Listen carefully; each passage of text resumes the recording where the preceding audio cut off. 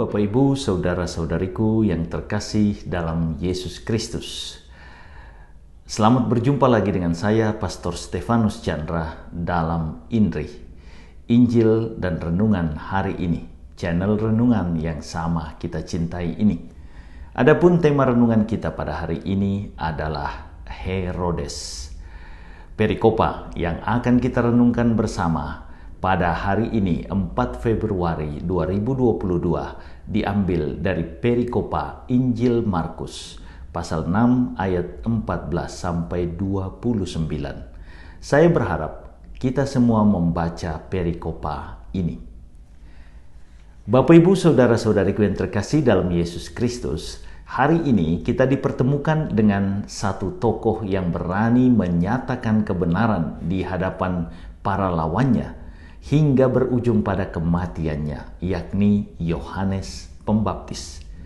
Pada kesempatan ini, saya mengajak teman-teman sekalian untuk memusatkan diri pada tokoh antagonis yang ditampilkan oleh bacaan Injil kita hari ini, yakni Herodes. Nama Herodes sering disebut dalam kitab suci.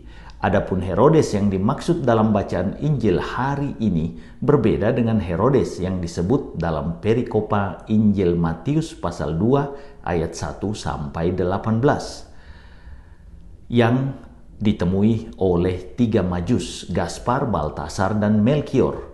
Herodes yang disebut dalam Matius 2 adalah Herodes Agung yang memerintahkan pembunuhan anak-anak di Bethlehem.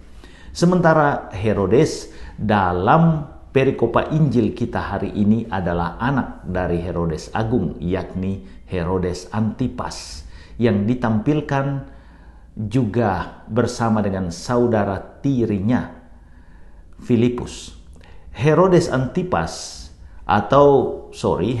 Agung berkedudukan di Yerusalem karena seluruh wilayah Kanaan saat itu berada di bawah pemerintahannya atau kekuasaannya. Sedangkan Herodes Antipas yang ditampilkan pada bacaan Injil hari ini hanya mengontrol wilayah Israel sebelah utara. Herodes Antipas berasal dari perkawinan Herodes Agung dengan Maryam III, sedangkan Filipus saudara tirinya anak Herodes dari istri yang lain, karena Herodes Agung memiliki beberapa istri.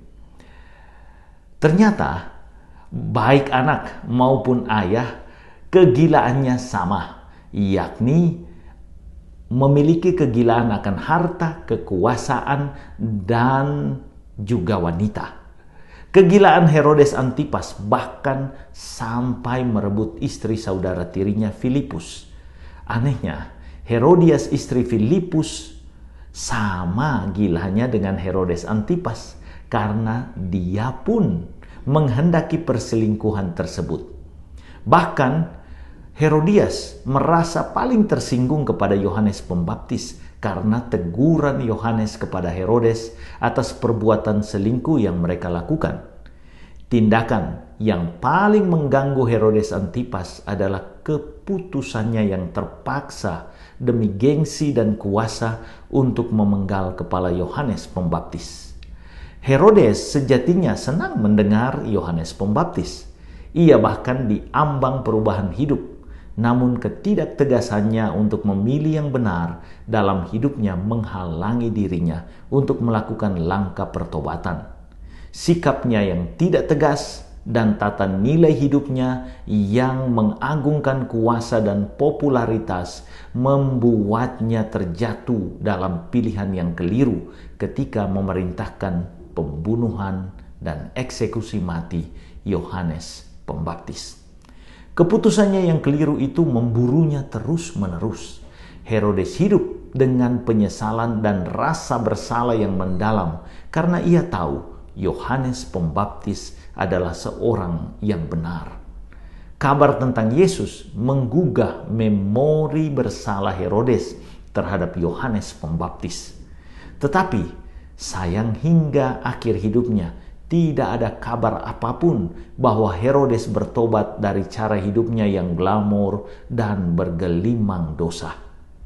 Cara hidup dan tata nilai Herodes mengingatkan kita agar memiliki tata nilai Kristiani yang mengutamakan kasih kepada Allah dan kasih kepada sesama. Inilah kompas hidup kita. Inilah arah yang harus kita lakukan.